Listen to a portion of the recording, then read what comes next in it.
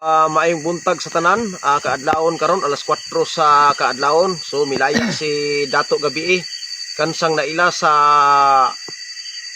Idol 38 usab nga pangalan. Din matud pa nga siya ang tag-iya sa kalibutan. So ato karon maistorya tungod kay natuman man god ang iyang ingon nga 72 hours dili na matapos, makagawas na siya. So niya karon siya nakagawas. So Dato gabi ako ka nga pangutan-on, unsa may hinungdan nga nakagawas ka, kinsa may nagtabang nimo, pwede ba nimo masaysay kung kinsa nga mga elemento o nilalang nga mipagawas nimo, pwede ba nimo isaysay karon dire? Kini akong imong pangutana sir nga mga mahal nga mga pulong akong pagatubagon. Kanang giingon nga kinsa napagawas kanako. Kung ako ning istorya sa katawhan apan dili gihapon sila motuo kay kini siya kahibulungan. Alang lamang kini sa mga tao nga pares kanako nga adunay abyan ang magatuon niini. Ang nakatabang kanako nakaron diri nagpalibot. Ako nakitaan. Na diring itom nga engkanto. Puti nga engkanto, napay sigbin, napay diwindi. Mao kan ang nagtabang kanako sa aron nga ako makagawas ug makalaya na. Mao ba? Mao kini akong giingon, sa di pa mag 72 hours makalaya na ako. Pero ang uban di mo tuo magbugal-bugal. So, kinsa magyay kuan Dato, kinsa magyay naglihok sa release paper aron nga makagawas ka gikan sa bilangguan? Ang nagdala gyud dito sa kuan papers aron sa paghungihong sa mga naa diha. Mao ang diwindi. Ug ang diwindi ngadto mo sakay sa sigbin para nga sila dali makaabot. So karon Dato kay nakagawas na magigid ka, wala na mo abot ang 72 hours sumala sa imong giingon. So unsa na may mahitabo sa kalibutan? Madayon pa ba ang mga kalamidad sama sa bagyo, init o uban pa nga mga kalamidad sa kalibutan kay nakagawas ka naman? Kana karon kay nakagawas na ako. Tagaan akong chance ang katawhan nga di mabalaka. Kaya naman ako nakagawas naman. Ako man ang gapugong kay ako may tag-iya sa tibuok kalibutan. Ako ang mupugong sa mga kamilidad nga moabot diri sa mopasulod sa atong nasod. Okay. So sa ato pa karon murag dunay good news nga mahitabo. Dakong good news sir, dakong good news. Okay. Pero good news man nino sa mga tao, katawhan ang ingon nimo nga walay bagyo nga mahitabo.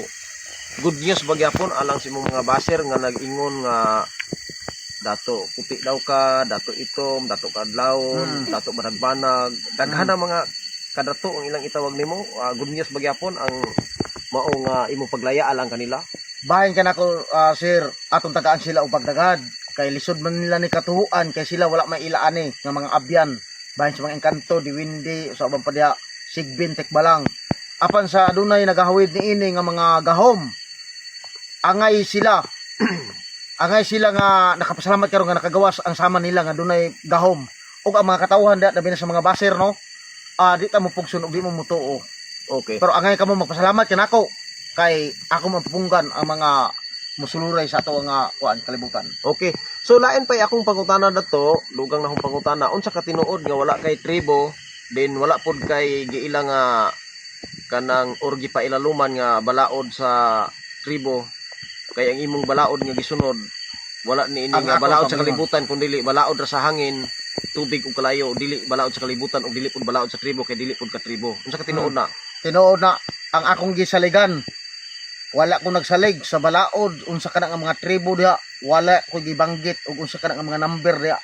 Ang ako lang hindi saligan ang akong gahom Gahom ra gyud. Hangin, tubig, kalayo, yuta ug mga engkanto ug diwindi. So diha ra gyud ay ang imong balaod, wala walay balaod nimo sa bisan unsa nga tribo, wala kay na wala ka na lambigit ana, wala ka na ilalom. Kay nood kana wala ko gipanganlan o gipang banggit nga unsa kana nga mga katribuhan diha, wala. Kay ang akong balaod gahom ra gyud ay kagulingon. Ang akong kagulingon nga ang akong abyan mga diwindi. So sa ato pa wala pod kay gipa ilaluman nga mga grupo sama sa uban nga mga dato, wala. Imo ra ning kaugalingon lugar gyud. Akong kaugalingon Kaugalingon gahom ra ni sir, kaugalingon nimo, kaugalingon gahom. Kaugalingon gahom nga gihunghong kabilin pa sa akong mga apuhan o kag ginikanan. Pero wala kay tribo, wala. Wala po tribo. Wala pod kay na ilalom sa balaod diri sa kalibutan. Wala pod. Sus mo lay mga higala no, ang iya daw na ilaluman balaod sa hangin, tubig, kalayo. So wala gid siya na ilaluman daw nga tribo, wala pod siya na ilaluman nga balaod sa kalibutan. So So wala gid ay ka ani dato, wala gid ay ka nalambigit aning mga balaura. Wala gyud ko na kahibalaan na anak nga balaod nila. So, Ang ako masunod lang nako, ang akong giyungong sa ako sa akong mga abyan nga mo akong pagatumanon. sus. O lagi no.